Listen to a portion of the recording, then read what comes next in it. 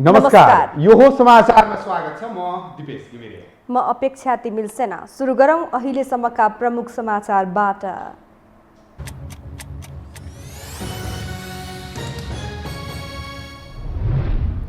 संघीय संसदको दुवै सदनबाट पारित भएको विधेयक राष्ट्रपतिबाट प्रमाणीकरण। बजेट होलिडेको अवस्था हट्यो, सरकारलाई बजेट खर्च गर्न र ऋण उठाउन बाटो खुल्ला। सरकारले सिस्नोले झैं जनतालाई पोल्ने मात्र काम गरेको एमाले अध्यक्ष ओलीको आरोप। एकीकृत समाजवादीको पदाधिकारी चयन, महासचिवको जिम्मा डाक्टर भुसाललाई। ओली प्रवृत्ति अन्त्य गर्न आइलाग्नेमाथि जाइलाग्न वैश्य युवाहरूलाई निर्देशन। उत्तेजक भाषण गर्दै प्रचण्डले भने जोखिमको सबै जिम्मेवारी म लिन्छु। चालु आर्थिक वर्षको पहिलो महिना अर्थतन्त्रका अधिकांश सूचक नकारात्मक। व्यापार घाटा 70% बढ्यो। रेमिटेन्स आप्रवाहमा 18% गिरावट। र एभरेस्ट प्रिमियर लिग खेल्न पाकिस्तानी क्रिकेट स्टार अफ्रिदी काठमाडौँमा। नेपाली राष्ट्रिय टिमका कप्तान मल्ल भने सहभागी नहुने। प्रतियोगितामा 6 फ्रेन्चाइज टोलीको सहभागिता।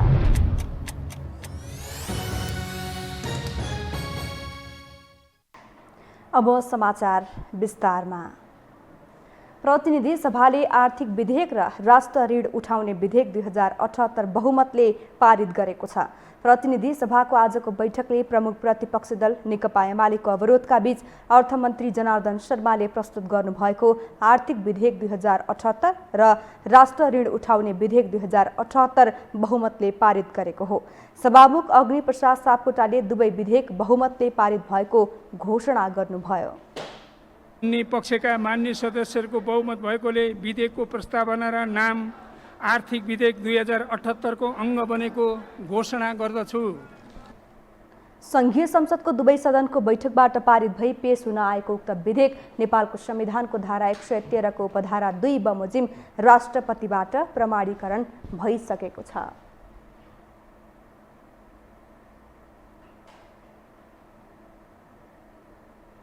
यसैबीच राष्ट्रिय सभाबाट विनियोजन विधेयक बजेट पारित भएको छ। आज बसेको राष्ट्रिय सभाको बैठकले विनियोजन विधेयक पास गरेको हो। बैठकमा राष्ट्रिय सभाका अध्यक्ष गणेश प्रसाद तिमिल सेनाले प्रतिनिधि सभाबाट सन्देशसहित प्राप्त भएको विनियोजन विधेयक 2078 मा उल्लेखित विनियोजन शीर्षकहरूमाथिको छलफलमा भाग लिन सांसदको नाम माग्नु भएको थियो। तर कुनै दलबाट नाम नआएपछि अध्यक्ष तिमिल सेनाले राष्ट्रिय सभाबाट विनियोजन विधेयक पास गर्नुभएको हो। आज बैठकमा पनि प्रमुख प्रतिपक्षी दल नेकपा एमालेले अवरोध कायमै राखेको छ। राष्ट्रिय सभाको अर्को बैठक असोज 8 गते शुक्रबार 11 बजे बस्नेछ।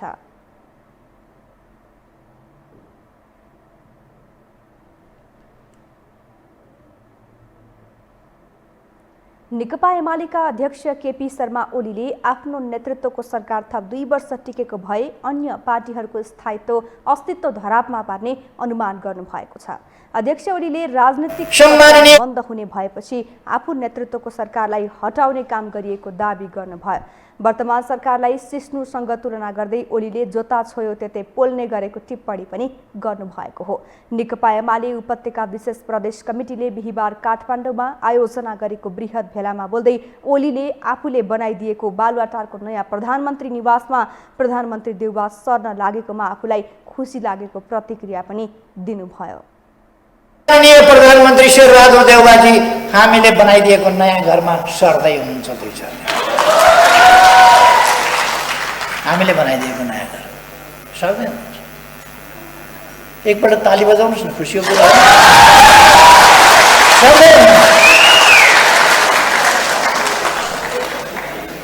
हामीले बनाएको, हाम्रो समयमा हामीले बनाएको त्यसमा सर्दै हुन्छ।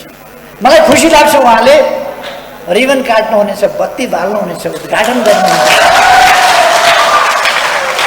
घर हामीले बनायो रिबन उहाँले काट्नुहुनेछ, घर हामीले बनायौँ बत्ती उहाँले बाल्नुहुन्छ, तार हामीले जोड्यौँ, प्लग सडक हामीले ठिक गऱ्यौँ, प्लग ठ्याक्क थिच्नुहुनेछ। अध्यक्ष ओलीले पुष्पकमल दाहाल नेतृत्वको पार्टीलाई माके र माधव कुमार नेपाल नेतृत्वको पार्टीलाई माने पार्टीको संज्ञा दिँदै राष्ट्रिय एकतामा फाटो ल्याउने गरिरहेको आरोप लगाउनुभयो। अध्यक्ष ओलीले आगामी मङ्सिरभित्र पनि वर्तमान सरकारले पूर्णता पाउन नसक्ने दाबी समेत गर्नुभएको छ। नेकपा एकीकृत समाजवादीका अध्यक्ष माधव कुमार नेपालले आफ्नो पार्टीले जनताको बहुदलीय जनवादलाई आत्मसात गर्न चाहेको बताउनु भएको छ।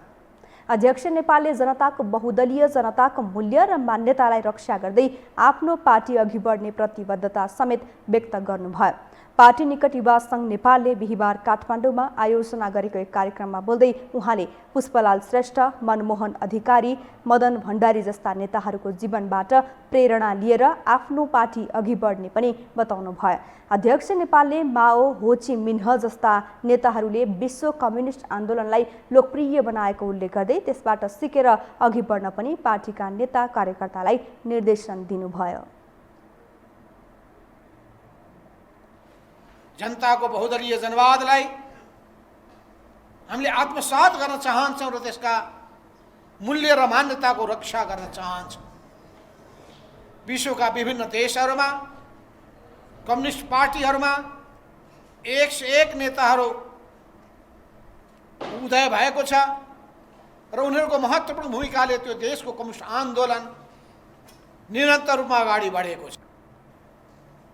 चीनमा माओ सेतुङ जस्ता नेताहरू, तङ सियापिङ जस्ता नेताहरू जन्मे। त्यसै गरी भियतनाममा हो ची मिन्ह जस्ता नेताहरू लगायतका नेताहरू जन्मे। क्युबामा फिडेल कास्ट्रो जस्ता नेताहरू जन्मिए। कोरियामा किम इल सुङ जस्ता नेताहरू जन्मिए। लाओसमा त्यस्तै त्यहाँका एक से एक कम्युनिस्ट नेताहरू जन्मिएर ती देशहरूमा जनताको माझमा अत्यन्तै आन्दोलनलाई लोकप्रिय बनाए, पार्टीलाई लोकप्रिय बनाए। अध्यक्ष नेपालले आफ्नो पार्टी सरकारमा सहभागी हुने बित्तिकै युवाहरूलाई रोजगारी दिने कामलाई जोड दिने बताउनु भयो।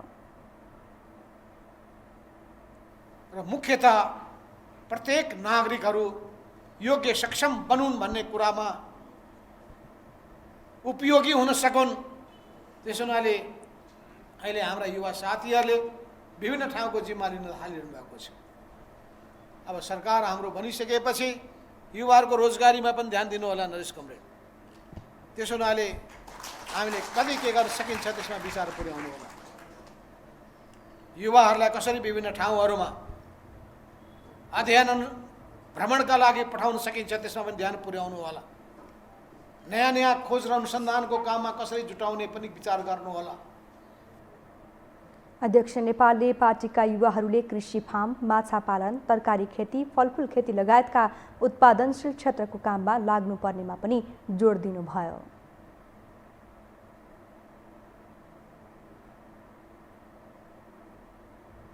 नयाँ दल दर्ताको एक महिनापछि माधव कुमार नेपाल नेतृत्वको नेकपा एकीकृत समाजवादीले पदाधिकारी टुङ्ग्याएको छ। तर अधिकांश दोस्रो र तेस्रो तहका नेताहरूको सहभागिता रहँदा वैचारिक नेताहरूको भने खडेरी नै देखिएको छ। एक रिपोर्ट। एमालेबाट विभाजित बनेको सवा एक महिनापछि माधव कुमार नेपालको दल नेकपा एकीकृत समाजवादीले पदाधिकारीको टुङ्गो लगायो। तर चर्चा छ अध्यक्ष नेपाल र महासचिव बेदुराम भुसाल बाहेकका वैचारिक र परिपक्व अनुहार पदाधिकारीमा देखिएनन्। हुन त पूर्व प्रधानमन्त्री समेत रहेका वरिष्ठ नेता झलनाथ खनाल र कोअर्डिनेसन केन्द्रबाटै संस्थापक नेताको पहिचान बनाएका मुकुन्द न्यौपाने पनि पदाधिकारीमा छन्।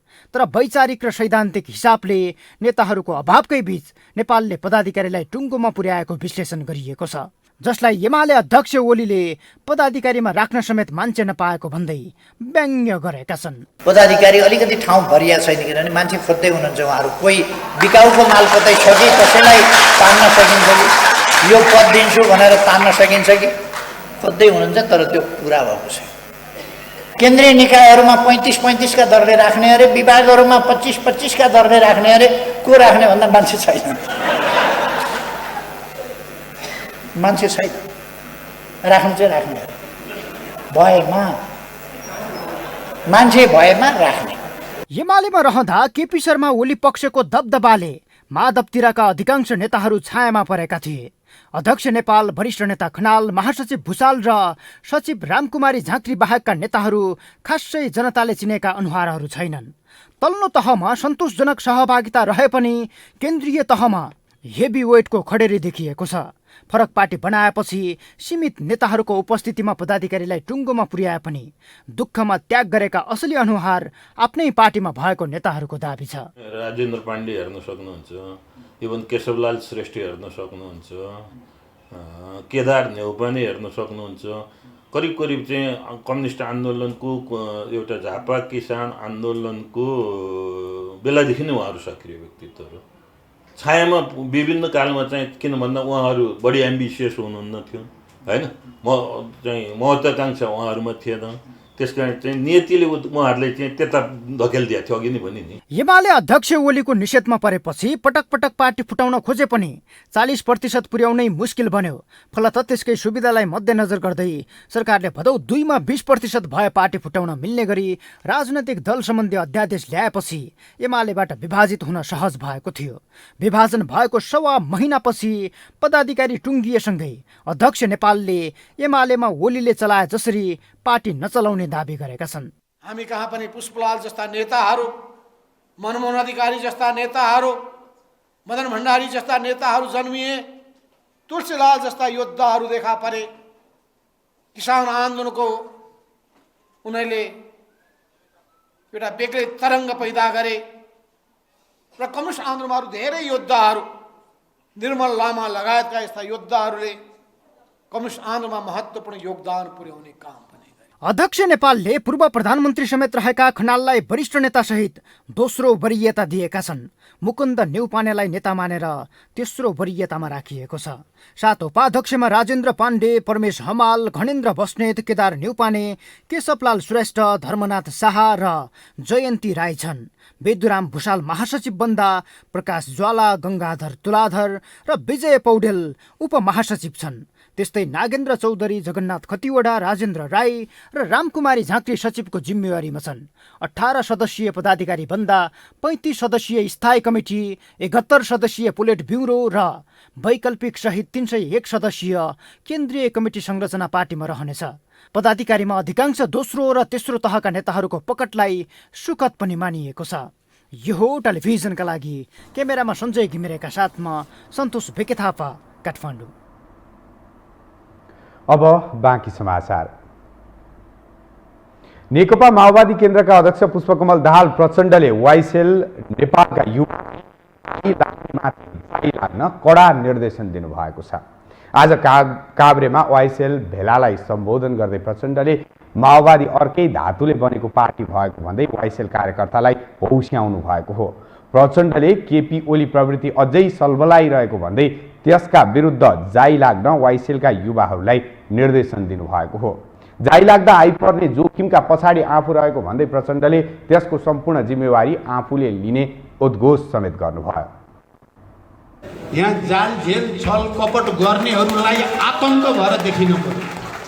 बडो हामीलाई तर्साउन खोज्छन् नि, माओवादीलाई तर्साउन खोज्ने माओवादीलाई लाजै मर्नु होइन त। यी कायर र दलालहरूले हामी जनताका छोराछोरीहरूलाई तर्साउन खोज्छ। त्यहाँ वाइसिएल एकचोटि पुरै चाहिँ जागेर आउनु पर्यो र तिनीहरूलाई हामी पहिला जाइ लाग्ने होइन, हामी जाइ लाग्ने होइन, आइलागे भने इँटको जवाब पत्थरले दिनु होला। रक्षा गर्ने जिम्मा हाम्रो भयो। जे किनभने मैले केपी प्रवृत्तिको लडाइँ लड्दा जेल जाने सङ्कल्प, यसले जेल हाल्न नि सक्छ। अब यो त दुनियाँ प्रतिक्रियावादीको हातमा छ।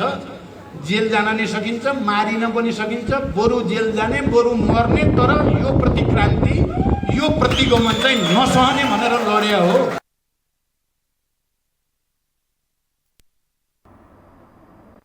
काभ्रे पुगेर युवाहरूलाई उत्तेजक निर्देशन दिँदै माओवादी पार्टी पुनः पुरानै लयमा फर्कन जरुरी रहेको उहाँले बताउनुभयो। सत्तारूढ दलको गठबन्धन जोगाउन जस्तोसुकै मूल्य चुकाउन तयार हुने सङ्कल्प गरेको अध्यक्ष प्रचण्डले बताउनुभयो। जस्तोसुकै मूल्य चुकाउन परे पनि चुकाउने, हरेक पार्टी जस्तोसुकै त्याग गर्न पनि तयार हुने, अर्को चुनावसम्म गठबन्धन बनाएरै चुनाव लड्ने, तर गठबन्धन कमजोर हुन नदिने। प्रचण्डले एमसीसी भन्दा गठबन्धन ठुलो भएकाले निर्वाचनसम्म नफुट्ने दावी गर्नुभयो। एमसिसी परिमार्जन र संशोधन गरेर अगाडि बढाउनुपर्ने पक्षमा आफू रहेको उहाँले बताउनुभयो। बाबुराम भट्टराई, मोहन वैद्य, विप्लव लगायतसँग सहकार्यको वातावरण बनेको भन्दै प्रचण्डले कम्युनिस्ट एकता अहिलेको आवश्यकता रहेको दावी गर्नुभयो। सरकार गठन भएको 2.5 महिना पुग्न लाग्यो भने अबको 4 सातामा सरकारको मूल्याङ्कन अवधि 100 दिन पुग्दैछ। तर भाका तोक्ने र अपरिपक्व व्यवहार देखाउने गठबन्धनका कारण देश जसरी चलाए पनि हुन्छ भन्ने मन परिस्थापित हुँदै गएको छ। एक रिपोर्ट। 1 दिन होइन, 2 दिन होइन, 1 महिना पनि होइन, 2.5 महिना पुगिसक्दा समेत 16 मन्त्रालय नेतृत्वविहीन बनाएर सत्ता गठबन्धन खेलठट्टामा रमाइरहेको छ। बरु पटक पटक भाका तोक्दै र फेर्दै गर्ने लाजमर्दो अवस्थाकै बीच गठबन्धनले बुधबार पुनः अर्को भाका तोक्यो। माओवादी केन्द्रको स्थायी कमिटी बैठकपछि प्रवक्ता कृष्ण बहादुर महराले भनिदिए भोलि मन्त्री परिषद विस्तारले पूर्णता पाउँछ। आज चाहिँ 5 दलको नेताहरूको बैठक छ अहिले, त्यसपछि टुङ्गो लाग्छ। के विषयहरू त्यो होइन, कुन मन्त्रालय कसले पर्ने को हुने भन्ने विषयमै छलफल भोलि विस्तार हुन्छ क्याबिनेट। राजदूतको विषयमा केही छलफल भयो, त्यो फिर्ता बोलाउने त्यसमा भएको। महराले भनेकै भाकामा सरकार विस्तारले पूर्णता पाएको भए बिहिबारसम्म मन्त्री परिषद विस्तारको काम टुङ्गिनु पर्ने थियो, तर गठबन्धनका दलहरूले यसबारे कुनै निर्णय लिएनन्। यस्तै भाका गत शनिबार जनकपुरबाट माओवादी केन्द्रका अध्यक्ष पुष्पकमल दाहाल प्रचण्डले पनि गरेका थिए। उनले असोज 5 मा मन्त्री परिषद विस्तार हुने दाबी त गरे, तर आफैले मन्त्रीहरूको नाम प्रधानमन्त्री देउबालाई दिन सकेनन्। सरकार विस्तारका विषयमा सत्ता गठबन्धनका दलहरूले अपरिपक्व व्यवहार देखाउने मात्रै होइन, देश जसरी चलाए पनि हुन्छ भन्ने अहम पाल्दै गएका छन्। गठबन्धनकै नेतृत्व गरिरहेको नेपाली कांग्रेसले समेत मन्त्री परिषद विस्तारलाई गम्भीर रूपमा लिएको छैन। जहाँसम्म मन्त्री परिषदको विस्तारसँग सम्बन्धित विषय छ, यो नेपाली कांग्रेस पार्टीको आन्तरिक विषय जति हो त्योभन्दा बढी सम्माननीय प्रधानमन्त्रीले पार्टीका साथीहरूसँग सल्लाह परामर्श गरेर गर्ने विषय हो। त्यसकारणले आजको बैठकमा मन्त्री परिषद विस्तार कहिले गर्ने, को गर्ने, पार्टीबाट कति हुने, यी यस्तो विषयहरूमा हामी प्रवेश गरेनौँ। सरकार बनेको 72औं दिनमा मन्त्री परिषद विस्तार गर्दा बुधबार 1 मन्त्री थपिए। संयुक्त राष्ट्र संघको महासभामा भाग लिनकै निम्ति परराष्ट्र मन्त्रीको खाँचो परेपछि प्रधानमन्त्री देउबाले कांग्रेसकै नेता नारायण खड्कालाई जिम्मेवारी दिए, तर कांग्रेसभित्रै छलफल नगरी आफू खुसी मन्त्री बनाएको भन्दै देउबा र रामचन्द्र पौडेल बीच बुधबारको पदाधिकारी बैठकमा चर्का चर्की नै परेको थियो। सत्ता सम्हालेको 2.5 महिनासम्म पनि मन्त्री परिषद विस्तार गर्न नसक्दा गठबन्धनले असक्षमताको घोतक मात्र होइन, राष्ट्र र नागरिक प्रति नै गैर जिम्मेवारीको पराकाष्ठ देखाएको छ। फेरि अब त्यो अध्यादेशबाट आफैले ल्याएको चाहिँ हतियार आफ्नै लागि त्यो घातक भइराखेको छ उहाँहरूको, होइन, केही पार्टीहरूका लागि। र त्यहाँ चाहिँ मन्त्री परिषद विस्तार हुँदा बित्तिकै होइन, मन्त्रीमा पर्ने नपर्नेको आधारमा फेरि 20% चाहिँ पार्टी फुट्ने त्यो खतरा पनि छ त्यहाँ, होइन। त्यो खास गरेर अझ त्यो गठबन्धनका साना पार्टीहरूलाई अझ बढी ठुलो खतरा हुन्छ। त्यसमाले उहाँहरू चाहिँ त्यो विषयलाई पनि लिएर कतिपय त्यहाँ त्यो गठबन्धनमा समाहित दलहरूको चाहिँ एउटा समस्या छ। अर्को कुरा, आफ्नै पार्टीभित्र पनि शेरबहादुर देउवा चाहिँ आफ्नै पहलले भन्दा पनि परिस्थितिको चाहिँ एउटा चाहिँ परिस्थितिले धकल्दै गएर उहाँ प्रधानमन्त्री हुनुभयो। तर उहाँको पनि अन्तर्य के देखिन्छ भन्दाखेरि मन्त्री परिषद विस्तार गरेर सेवा प्रवाहतिर, नागरिकको सेवा प्रवाहतिर भन्दा बढी चाहिँ चाँडै चुनाव गर्नेतिर उहाँको चाहिँ बढी ध्यान देखिन्छ। पार्टी महाधिवेशन नजिकिएका बेला सरकारलाई पूर्णता दिने विषय प्रधानमन्त्री शेरबहादुर देउबाको प्राथमिकतामा पनि पर्न छोडेको छ। नेकपा एकीकृत समाजवादी र जनता समाजवादी पार्टीले आफ्नो आन्तरिक समस्या देखाएर प्रधानमन्त्री देउबालाई एकैचोटि मन्त्री परिषद विस्तार गर्न दबाब दिइरहेका छन्। जसपाले राजनैतिक दल सम्बन्धी अध्यादेश खारेज नभएसम्म सरकारमा नजाने स्पष्ट पारेको छ। नेकपा यसले भने 14 सांसद र पार्टी विरुद्ध सर्वोच्च अदालतमा मुद्दा परेको भन्दै छिनोफानो पछि मात्रै सरकार विस्तार गर्न दबाब दिएको छ। फलत राजनैतिक स्वार्थमै मन्त्री परिषदलाई पूर्णता दिन गठबन्धन विफल प्राय देखिनु उदेक लाग्दो मात्रै नभएर ज्यादै लाजमर्दो बनेको छ। यो हो टेलिभिजनका लागि क्यामेरामा सञ्जय घिमिरेका साथमा सन्तोष बिके थापा, काठमाडौँ। नेपाली कांग्रेसका केन्द्रीय सदस्य तथा सांसद गगन थापाले पार्टीको 14औं महाधिवेशन समयमै हुनेमा अन्योलता भएको बताउनु भएको छ। आज प्रतिनिधि सभाको बैठकपछि सञ्चारकर्मीसँग कुराकानी गर्दै नेता थापाले पार्टीको 14औं महाधिवेशनको सम्बन्धमा अन्योलता बढ्दै गएको बताउनु भएको हो। बाँकी रहेका 13 जिल्लाको सदस्यता विवाद टुङ्ग्याएर तत्काल अधिवेशन गर्न नसके थप अन्योल बढ्दै जाने उहाँले बताउनु भयो। मङ्सिरमा महाधिवेशन हुन्छ भन्ने कुरामा ढुक्क हुन नसकिएको उहाँले बताउनु भयो। पार्टी केन्द्रीय कमिटीले गरेको निर्णय र नेताहरूलाई दिएको जिम्मेवारी नेताहरूले पूरा नगरी जवाफदेहिता बिनाको राजनीति गरिएको उहाँले टिप्पणी गर्नुभयो। केन्द्रीय समितिको बैठकबाट निर्णय गरेर भदौको 3 गते भदौको 5 गते भनेर तिथिमिति तोकेर पार्टीको नेतालाई जिम्मा दिएको छ। त्यो नेताले फेरि केन्द्रीय समितिको बैठकमा आएर यस कारणले गर्दा भएन भन्नु नपर्ने। सबैजना जिम्मा पाइसकेपछि त्यो जिम्मा आफूले पुरा गर्न नसकेपछि त्यो जवाफ दिनु नपर्ने। त्यो जवाफदेहिता बिनाको राजनीति पार्टीभित्र भएपछि यस्तो अवस्था भएको हो। यो अहिले यसलाई अन्त गरिएन भने यो अनन्तकालसम्म यसरी जान सक्छ। नेता थापाले प्रमुख प्रतिपक्ष दलका नेता केपी शर्मा ओलीलाई संसदसँग घृणा जागेका कारण संसदमा अवरोध सिर्जना गर्ने गरेको बताउनु भयो।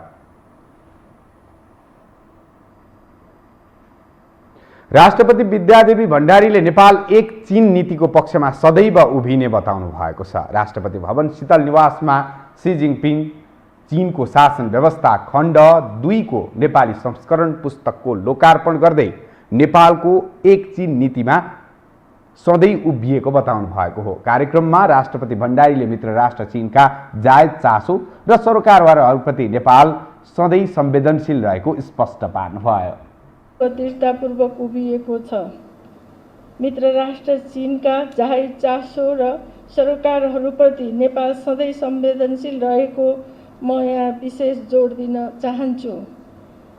नेपालको बहुआयामिक विकासका लागि मित्र राष्ट्र चीनबाट हामीले सहयोग प्राप्त गर्दै आएका छौँ। हाम्रा दुवै देशले पारस्परिक मित्रता एवं विकासमा साझेदारीलाई ठुलो महत्त्व दिएका छन्। कार्यक्रम नेपालका लागि चिनिया राजदूत हौ एनसीले नेपाल र चीन बीच परापूर्व कालदेखि नै मैत्रीपूर्ण घनिष्ठ सम्बन्ध रहिआएको बताउनु भयो।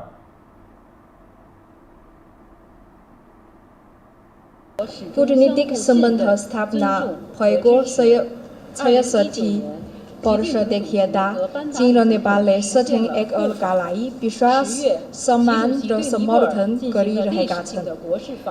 सन् 2019मा चीनका राष्ट्रपति र नेपालका राष्ट्रपतिले एकअर्काको मुलुकको राजकीय भ्रमण गर्नुभएको छ। राजदूत एनसीले दुवै देशले पारस्परिक मित्रता एवं विकासमा विकसित भएको समझदारीलाई महत्त्वपूर्ण रूपमा हेरेको बताउनु भयो। हामीसँग समाचार बाँकी नै छन्, अहिलेलाई विश्राम।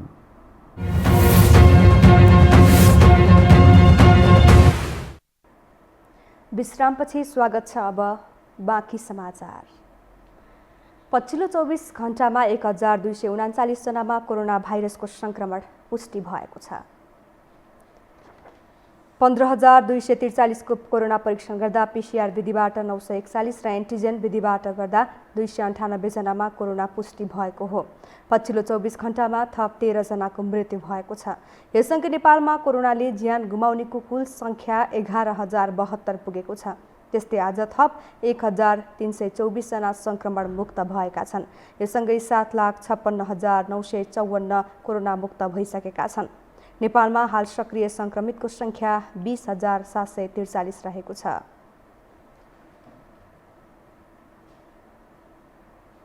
नेपाल भारत सीमा खुलेसँगै प्रदेश 2 मा कोरोनाको जोखिम बढ्न सक्ने आकलन गरिएको छ।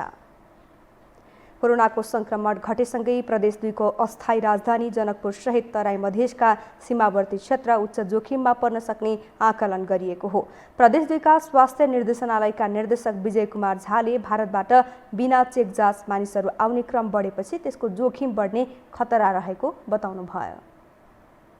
कमन प्रब्लम छ। नेपाल र इन्डियाको अथवा प्रदेश नम्बर 2 को र इन्डियाको बिहारको कमन प्रब्लमहरू छ।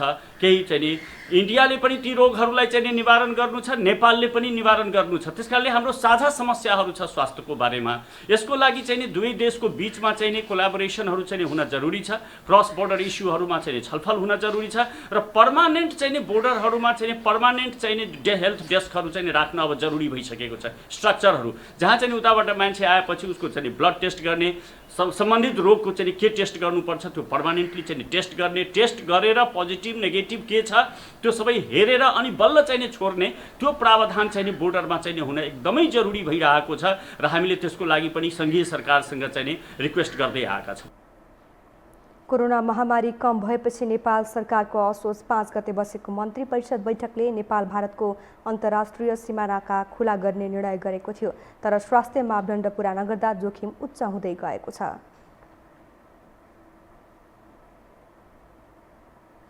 कोरोना संक्रमणका कारण नेपालले रोक लगाएको अनअराइभल भिसा नेपाल सरकारले खुला गरेको छ।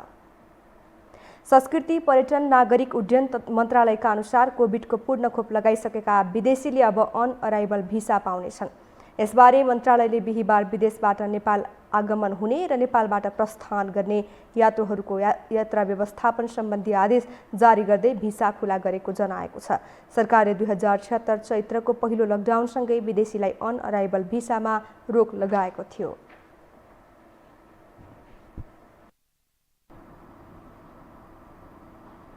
अब बाँकी समाचार।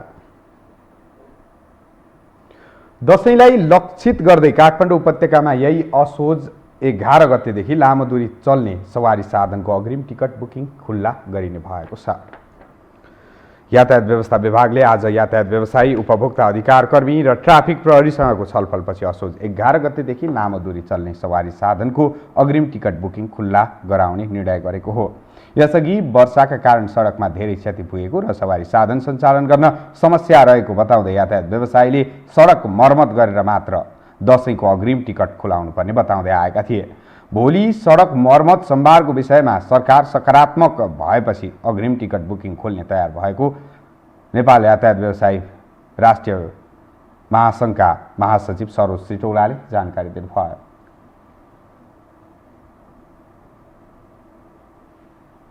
एक दुईवटा विषयहरू हामीले चाहिँ सरकारलाई राखेका थियौँ। सडकको विषयमा नेपालभरि बर्खाको टाइमले सडकहरू सबै खाल्डा खुल्डी परेका छन् हैन। मेची महाकालीका सडकहरू यो वर्षा अहिले पनि भइरहेको छ। अहिले पनि 2-3 घण्टा के भन्छ 2 दिन जति गाडी आउन जान लागिरहेको छ। नारायणघाटदेखि सुनौलीको बाटो त अस्तव्यस्तै छ। अनि ग्रामीण भेग ताप्लेजुङ भनौँ, धनकुटा भनौँ, जुम्ला भनौँ, हुम्ला भनौँ हैन, सोलुर शङ्खसभादेखि लिएर चरीकोट जिरी, सिन्धुपाल्चोक सबै ठाउँका सडकहरू बिग्रेका छन्। र यो सडक विभागको चाहिँ 77 जिल्लामा संयन्त्र छ। त्यो संयन्त्रले हामीले के भन्छ कोड पनि त्यसै गरी गरेका छौँ। फास्ट ट्र्याकमा सबै ठाउँमा के भन्छ भने ग्राभेलहरू हालेर ती खाल्डाहरू पुर्ने काम गरियो भने दुर्घटना पनि न्यूनीकरण हुन्छ र सरल ढङ्गबाट यात्रुवाहक सवारी साधनलाई कसैले डिस्टर्ब गर्नु हुँदैन त्यो बेलामा। महासङ्घका महासचिव सिटौलाले नागरिक सहायता कक्षाहरू राजधानीका बस पार्क लगायतका 7 प्रदेश र सबै जिल्लामा राख्न छलफल भइरहेको जानकारी दिनुभयो।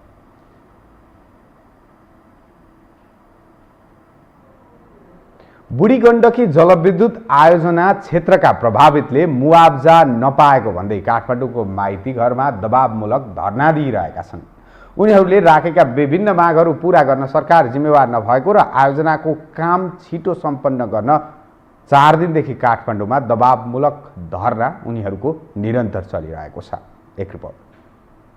गोर्खा र धादिङको सिमानामा बन्न लागेको 1200 मेगावाट क्षमताको बुढी गण्डकी जलविद्युत आयोजनाका कारण साबीका 28 गाविसमा बसोबास गर्दै आएका स्थानीय प्रत्यक्ष प्रभावित बनेका थिए। प्रभावितलाई सरकारले बुढी गण्डकी डुबान क्षेत्रको व्यक्तिगत जग्गाको मुआब्जा मात्र दियो।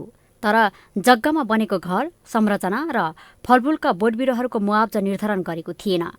फलत घर, गोठ, संरचना र बोटबिरुवाको यथार्थ लागत सङ्कलन गर्न, तत्काल मूल्य निर्धारण गरी वितरण गर्न र घर, गोठ लगायत भौतिक संरचनाको मुआब्जामा राजकट्टी नगर्न सरकारसँग माग गर्दै बुढी गण्डकी जलविद्युत आयोजना राष्ट्रिय सरोकार समिति आन्दोलित बनेको छ। समितिले विगत 4 दिनदेखि काठमाडौँको माइतीघरमा धरना दिइरहेको छ। सरकार यो आयोजना बन्छ कि बन्दैन, हामी यो सङ्कटमा कति दिन बस्ने, हामीसँग हिजो तिमीहरूले गरेका पुनर्वास पुनर्स्थापनाका प्रतिबद्धता, हिजो हामीलाई यो सबै गरिदिन्छु भनेका माग पनि पुरा गर र यो आयोजना छिटोभन्दा छिटो बनाऊ। यो आयोजना बनेपछि नै देश विकास हुन्छ भन्ने हिसाबले हामी 50-55 हजार जनताले यो आयोजना बनाउन सहयोग हिजो गऱ्यौँ। हिजो चाहिँ सरकारले हामीलाई धेरै मिठा कुराहरू गर्यो, तर आज आएर चाहिँ हामीलाई सरकारले सुकुम्बासी बनायो। 7 दिनभित्र पनि हाम्रा मागहरू पुरा भएनन्। नेपाल सरकारले उचित जायज माग गरेन भने योभन्दा कडा र सशक्त खालको आन्दोलन गर्ने हामीले घोषणा गरिसकेका छौँ। घडेरी वा सहायक मोटर बाटोले छोएको जग्गाको मुआब्जा जिल्ला मुआब्जा समितिले तोकेकै बराबर प्रति रोपानी 7,73,000 रुपियाँ दिनुपर्ने उनीहरूको माग छ। त्यसबाहेक दर्ता छुट भएको जग्गालाई भोग चलनका आधारमा मुआब्जा वितरण गर्नुपर्ने र सुकुम्बासी र एलानी जग्गामा बसोबास गर्नेलाई मन्त्री परिषदको निर्णयअनुसार मापदण्ड बनाएर तत्काल मुआब्जा वितरण गर्नुपर्ने दबाव उनीहरूले दिइरहेका छन्। एकतर्फ डुबान क्षेत्रमा सहज ढङ्गले जीविकोपार्जन गरिरहेको अवस्थामा आफ्नो जग्गा आयोजनालाई सुम्पिन तयार भएका सर्वसाधारण अबको दिनमा के गर्ने भन्ने नै अन्यलमा छन्। हाम्रो अब चाहिँ बल्ल बल्ल अलिअलि मौजा दिएको थियो, त्यसै घरको पनि केही मौजा छैन। अब त्यसले दिनुपर्ने अब चाहिँ भोट पुऱ्याएको पनि केही पनि देखाइन। जस्तो अब मलाई नै परिरहेछ, मोटर बाटो कुदिरह, त्यो ठाउँमा चाहिँ मलाई मोटर बाटो छैन, तपाईँको बारीमा चाहिँ मोटर बाटो परे छैन भएर त्यसको मुजासम्म देखाइन। यो सरकारले यस्तो गरो, अब त्यस्तै अरूलाई पनि त्यस्तै भइरह। यता सरकार भने 2 वर्षदेखि आयोजनाको काम नै नगरी बसेको छ। बुढी गण्डकीको बेनीघाट स्थित कार्यालय र ऊर्जा मन्त्रालय लगायतका निकायमा पटक पटक समस्या राखे पनि सुनाइ नभएको पीडितहरूले गुनासो गरेका छन्। उनीहरूले आफ्नो माग सुनाइ नगरेसम्म निरन्तर धरना र प्रदर्शन गर्ने बताउँछन्। आउन पर्ने पैसा पनि आएन, दिन पर्ने पैसा राज्यले दिएको छैन। अहिले आरुघाटमा 12 लाख रुपियाँ प्रति आनामा राज्यले तोकेको पैसा अहिले त्यहाँ आनाको 2 लाख 1.5 लाख भन्दा त्यहाँका जनताले पाएन, घरका पैसा पाएन, गोठका पैसा पाएनन्। अब राजकट्टी गरिरहेछ, त्यो जनता कहाँ जाने हो? तिनीहरूलाई बाँस घाँस पनि चाहिएला। आयोजना प्रभावितलाई पुनर्वास तथा पुनः स्थापनाको ग्यारेन्टी गरिनुपर्ने र डुबान क्षेत्रका बासिन्दालाई हाल बसोबास गरिरहेकै वाडामा पुनर्वासका लागि पाइक पर्ने स्थान हेरी जग्गा रोक्का गरिनुपर्ने आवाज उठाइरहेका छन्। यो हो टेलिभिजनका लागि क्यामेरामा निशान्त तामाङका साथमा निलामाया ठटाल, काठमाडौँ। अब आर्थिक समाचार।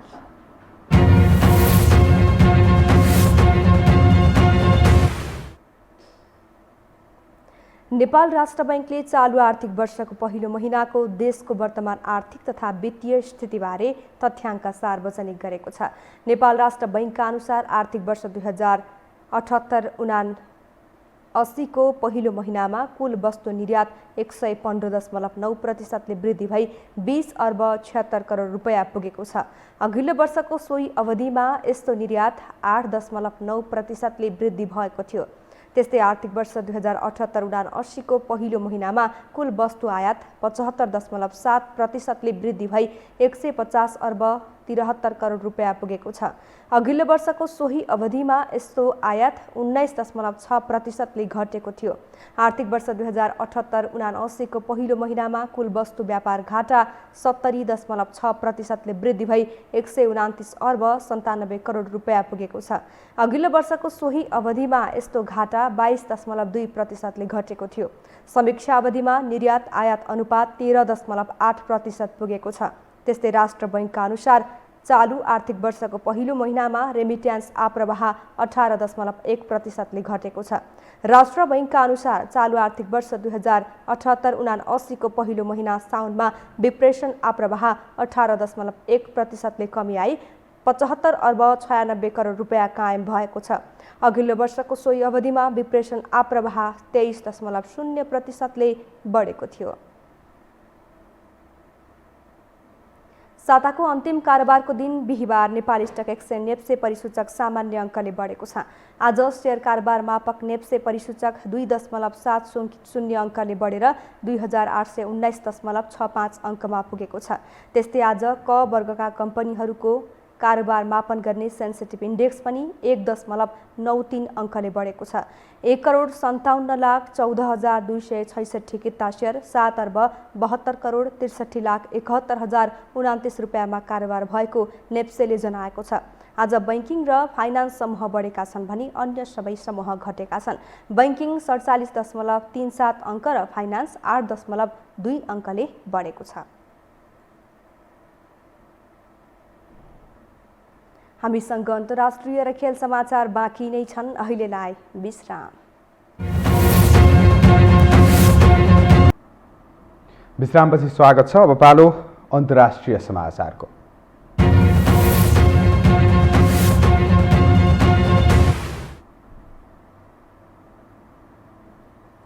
चीनले अफगानिस्तानमाथि लागेको प्रतिबन्ध हट्नुपर्ने माग राखेको छ। चीनका विदेश मन्त्री हुआ यिङले अफगानिस्तानमाथि लगाइएको एकतर्फी प्रतिबन्ध छिटोभन्दा छिटो हट्नुपर्ने बताएका छन्। अफगानिस्तानको मुद्दामाथि चर्चाका लागि आयोजित G20 देशका भर्चुअल सम्मेलनमा वाङ यीले आर्थिक प्रतिबन्ध हटाउन आवश्यक भएको बताएका छन्। 15 अगस्तमा 2021मा तालिबान काबुलमा प्रवेश गरेपछि अमेरिका र अन्य थुप्रै देशले अफगानिस्तानको अकाउन्ट फ्रिज गरिदिएका छन्।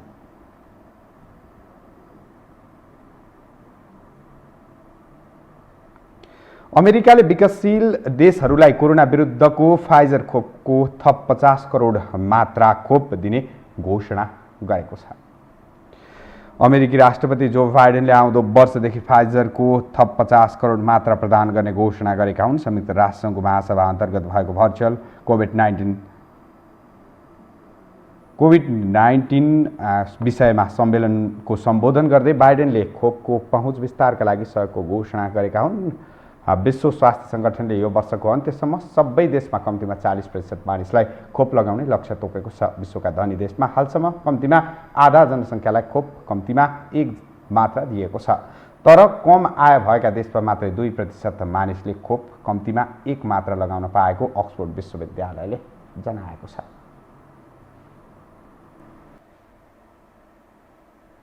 अब खेलकुद समाचार।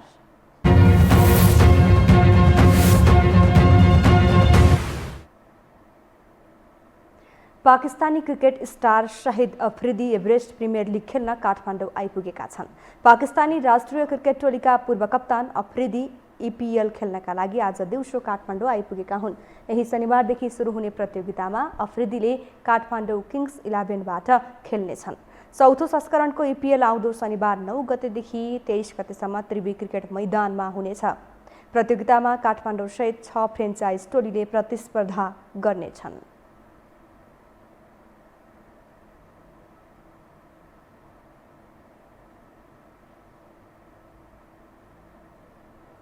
AFC एसियन कप 2022 छनौट खेलमा सहभागी भएर आज नेपाली महिला राष्ट्रिय फुटबल टोली स्वदेश फर्किएको छ। सहभागी भएको छनौट प्रतियोगितामा सामान्य सावधानी अपनाउन नसक्दा टोली प्रतियोगिताबाट नै बाहिरिन पुग्यो, जसको अर्थ टोलीमा अनुभवको कमी निकै नै खड्कियो। एक रिपोर्ट। उज्बेकिस्तानको भ्रमणलाई यादगार बनाउँदा बलिया टोलीमाथि नेपालले राम्रो प्रदर्शन गर्यो। यसमा कसैको दुई मत छैन। फिफा वरियतमा नेपालमा भन्दा निकै माथि रहेको फिलिपिन्समाथि अन्तिम मिनेटसम्म अग्रता लिए पनि कायम राख्न नसक्दा पराजित हुनु पुग्यो। त्यहाँ टोलीको अनुभव कमी रहेको स्पष्टै देखिन्थ्यो। दोस्रो खेलमा हङकङलाई गोल रहित बराबरीमा रोकेर पनि नेपालको अघिल्लो यात्रा बढ्न सकेन। पहिलो खेलमा नतिजा सुम्पिनु निकै दुर्भाग्य रह्यो। तर स्वदेश फर्किएपछि नेपाली टोलीका मुख्य प्रशिक्षक ग्यारी फिलिप्सले नयाँ खेलाडी भए पनि प्रदर्शन राम्रो गरेको भन्दै अनुभव दिलाउन धेरै अन्तर्राष्ट्रिय प्रतियोगिताको खाँचो रहेको प्रतिक्रिया दिए। It was a great experience, I think, for the players to play at that level. We had many new players. We tried to play a different way, which I think we were quite successful in. I think we did very well against the Philippines in the first game. Last 5 minutes, maybe mismanaged the last 5 minutes, lack of game experience, lack of maybe some leadership in certain areas. And game 2 we completely dominated. Hopefully you saw the game and you would see that, you know, it was about 25 corners to 0. They got in our half twice in the second half. So we completely dominated, but we missed that cutting edge in the final third. दक्षिण एसियामा सीमित हुँदै गरेको नेपालले Asian छनौट खेल्नु एक ठूलो मौका र अनुभव सङ्घाल्ने खेलको रूपमा पनि हेरिएको थियो। दक्षिण एसियामा बलियो टोलीमा गनिने नेपालले अपेक्षा अनुसार प्रदर्शन गरे पनि लिएको अग्रता कायम राख्न नसक्नु टोलीको कमजोरी भएको मुख्य प्रशिक्षक फिलिप्सले बताए। I thought we were physically fit, but you need to be match fit. So, and to manage things like the last 5 minutes of international competition, you need to play games to do that. You can't do it in training situations. You have to play games. So it's important that, as I said, the group, and hopefully COVID allows us to travel and play more games and keep the group together, but they have to play games. We've seen the preparation of the men's team and some progression, so we hope that we get 6 months opportunities to play games and to travel and learn and get better. यस्तै नेपाली टोलीकी कप्तान रेणुका नगरकोटीले घुँडाको शल्यक्रिया गरेर आराम गरिरहेकी striker Savitra भण्डारीको कमी टोलीमा निकै भएको प्रतिक्रिया दिइन्। कप्तान नगरकोटीले सावित्रा टोलीमा भएको भए प्रतियोगितामा नेपाली टोली छनौट हुने बताइन्।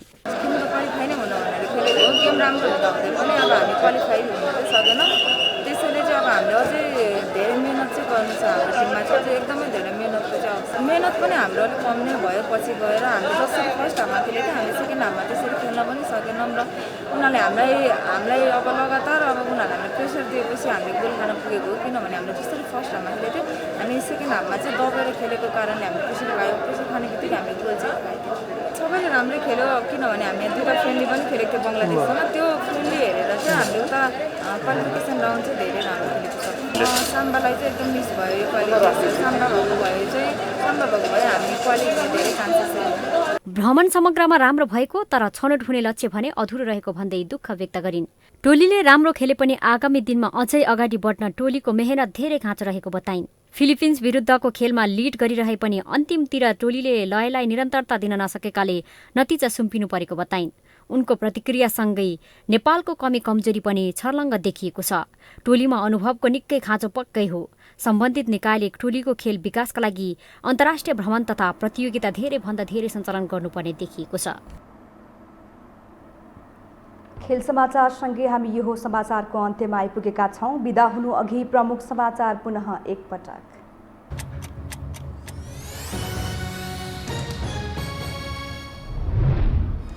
संघीय संसदको दुवै सदनबाट पारित भएको विधेयक राष्ट्रपतिबाट प्रमाणीकरण। बजेट होलिडेको अवस्था हट्यो। सरकारलाई बजेट खर्च गर्न र ऋण उठाउन बाटो खुल्ला। सरकारले सिस्नोले झैं जनतालाई पोल्ने काम मात्र गरेको एमाले अध्यक्ष ओलीको आरोप। एकीकृत समाजवादीको पदाधिकारी चयन महासचिवको जिम्मा डाक्टर भुषाललाई। ओली प्रवृत्ति अन्त्य गर्न आइलाग्नेमाथि जाइलाग्न वाइसिएल युवाहरूलाई निर्देशन। उत्तेजक भाषण गर्दै प्रचण्डले भने जोखिमको सबै जिम्मेवारी म लिन्छु। चालू आर्थिक वर्षको पहिलो महिना अर्थतन्त्रका अधिकांश सूचक नकारात्मक। व्यापार घाटा 70% बढ्यो। रेमिटेन्स आप्रवाहमा 18% को गिरावट। र एभरेस्ट प्रिमियर लिग खेल्न पाकिस्तानी क्रिकेट स्टार अफ्रिदी काठमाडौँमा। नेपाली राष्ट्रिय टिमका कप्तान मल्ल भने सहभागी नहुने। प्रतियोगितामा 6 फ्रेन्चाइज टोलीको सहभागिता।